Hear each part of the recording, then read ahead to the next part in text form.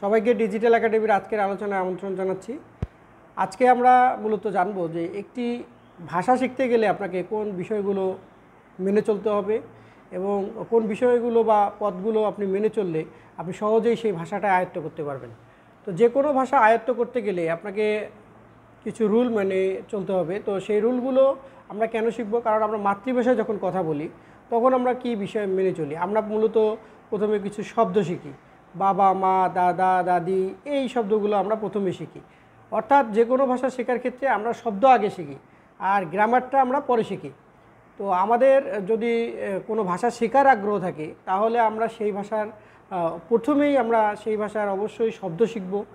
প্রথমে শব্দ শেখার পর তারপর আমরা সেই ভাষা থেকে আমরা ছোট ছোট বাক্য তৈরি করার জন্য আমরা বিভিন্ন সেই দেশের পত্রিকা বা সেই দেশের যে বইপত্রগুলো থাকে সেই বইপত্রগুলো আমরা ট্রান্সলেট করার চেষ্টা করব নিজ ভাষায়, এবং এরপর আমরা সেটা যদি রাইট ডাউন করে রাখি, রাইট ডাউন করে রাখলে আমাদের একটা সময় গিয়ে বা 1 থেকে 2 মাস যদি আমরা শব্দ শিখি তাহলে দেখা যাবে যে 1-2 মাস পর আমরা হিউজ একটা শব্দর যে ভান্ডার সেটা আমাদের মধ্যে তৈরি হয়ে যায়।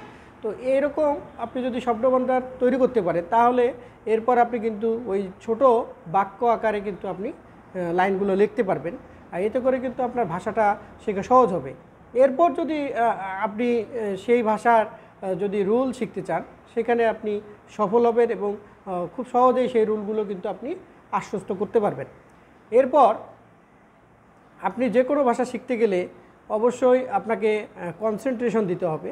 আপনি যদি সেই ভাষা শেখার ক্ষেত্রে ধারাবাহিক কনসেন্ট্রেশন না দেন এবং ইনসেসেন্টলি সেগুলো যদি আপনি প্র্যাকটিস না করেন তাহলে কিন্তু আপনার যে ভাষা শেখার যে উদ্যোগ সেটা কিন্তু অচিরেই আপনি সেটা নিরাশ হয়ে বন্ধ করে দেবেন এবং আপনার ভাষা শেখা হবে না।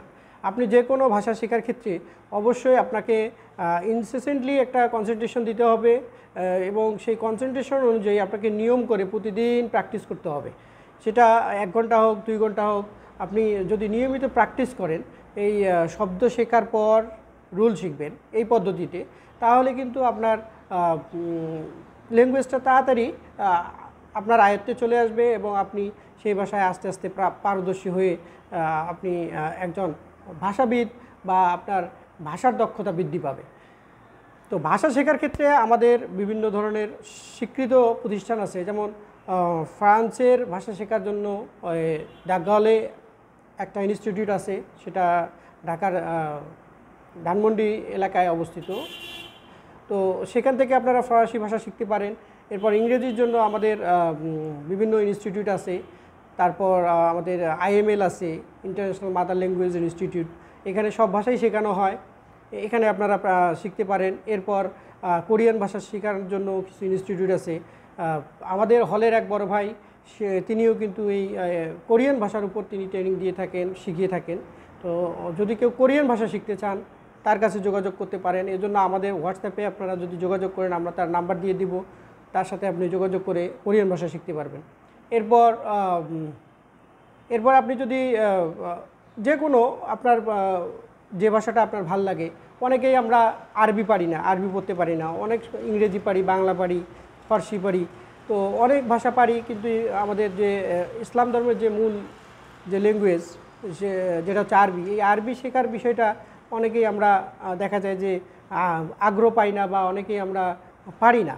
তো সেই আগ্রহটা যদি আমরা তৈরি করতে পারি আর সেই ভাষার শব্দগুলো যদি শিখতে পারি তাহলে আস্তে আস্তে কিন্তু সেই ভাষাটা আমাদের আয়ত্তে আসবে এবং আমরা যে কোনো ভাষা সহজেই আয়ত্ত করতে পারবো।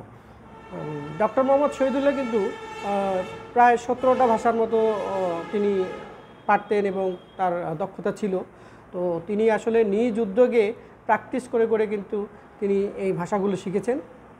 তো আমি বলবো যে আপনারা যারা এই যে কোনো ভাষা শিখতে চান অবশ্যই প্রথমেই সেই ভাষার শব্দ শিখবেন এবং শব্দ শেখার পর আস্তে আস্তে আপনার যখন 1-2 মাস পর আপনার শব্দ ভান্ডার অনেক বেশি হবে তখন আপনি আস্তে আস্তে সেই ভাষার রুলগুলো শেখার চেষ্টা করবেন।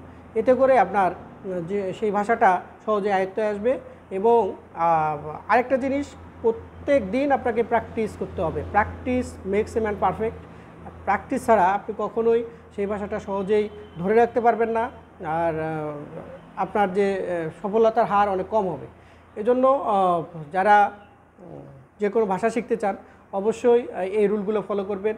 সবাইকে ডিজিটাল একাডেমির পক্ষ থেকে শুভেচ্ছা জানিয়ে শেষ করছি। ধন্যবাদ সবাইকে।